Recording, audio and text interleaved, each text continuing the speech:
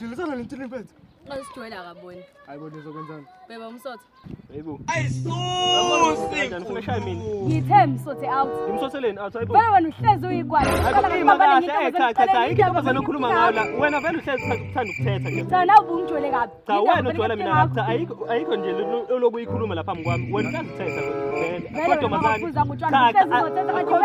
Ayikho nade qala ukubona ukuthi wena hlahla uchithela mina. La ngazongijwela. Ayikho yona cha wena vele uyangisukela ukuthi mina engishithela kanti wena uchithela mina. Wena kade vele waqala ukuchithela la. Ungakilinge. Kanti kunini wena wakho bangani bakho hambi yokubuza wena ubuza. Lalela lana ngibuza imali yami. 2 hours later.